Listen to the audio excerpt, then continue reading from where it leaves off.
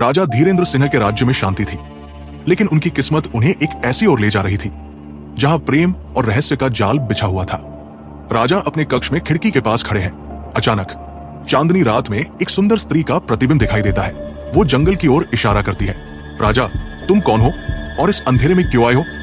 स्त्री, मैं विश्व सुंदरी हूं। मैं तुम्हें उस सत्य तक ले जाऊंगी जिसे तुमने कभी सोचा भी नहीं। राजा स्त्री की सुंदरता से मंत्रमुग्ध होकर उसके पीछे जंगल की ओर चल पड़ते हैं। विश्व सुंदरी, मैं तुम्हारे प्रेम में पड़ गई हूं धीरेन्द्र, लेकिन मेरा अतीत एक शाप है। मैं एक चुड़ैल हूं। जो मुझसे प्रेम करेगा उसे अपनी जान का बलिदान देना होगा। राजा उसकी कहानी सुनकर दुविधा में पड़ जाते हैं, लेकिन उनकी आंखों में प्रेम और हिम्मत झलकती है। राजा, अगर प्रेम के लिए जान देनी पड़े तो मैं तैयार हूं, लेकिन मैं तुम्हें इस शाप से मुक्त करूंगा। विश्व सुंदरी राजा से कहती है कि झील में छुपा एक रहस्यमय खंजर ही उसे शाप से मुक्त कर सकता है, लेकिन खंजर पर एक श्राप है। जो इसे निकालेगा वो मृत्यु को गले लगाएगा। विश्व सुंदरी, नहीं राजा, ये तुम्हारे लिए असंभव है। मुझे अकेला छोड़ दो। राजा, प्रेम की शक्ति हर श्राप को तोड़ सकती है। तुम्हें मुक्त करना मेरा कर्तव्य है। राजा झील में डूबकर खंजर निकाल आते हैं, लेकिन खंजर के प्रभाव से उनकी सांसें थमने लगती है। विश्व सुंदरी राजा की बाहों में गिर पड़ती है। विश्व सुंदरी, नहीं, मैं तुम्हें मरने नहीं दूंगी। वो अपने शाप की शक्ति से राजा को जीवित करने की कोशिश करती है।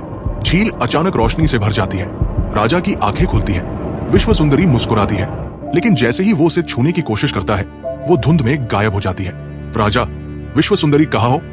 तुम्हें बचाने के लिए मैंने अपनी जान दांव पर लगा दी।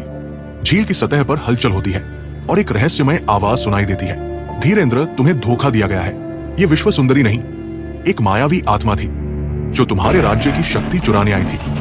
राजा चौंकते हैं। झील की सतह पर एक परछाई उभरती है। ये उनके महामंत्री की आत्मा है जो उन्हें चेतावनी देने आई है।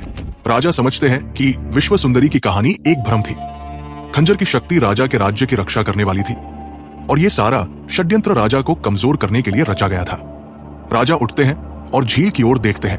राजा, यदि ये प्रेम नहीं तो एक युद्ध है। मैं अपने राज्य को इस मायावी जाल से बचाऊंगा। विश्व सुंदरी, तुमने मेरे प्रेम का अपमान किया, अब तुम्हें इसका दंड मिलेगा। पृष्ठभूमि में झील की सतह फिर से हलचल में आ जाती है और एक भयावह परछाई धीरे धीरे उभरती है। राजा अपनी तलवार निकालते हैं। राजा धीरेन्द्र सिंह का प्रेम और बलिदान उन्हें धोखे के विरुद्ध एक नई लड़ाई की ओर ले गया।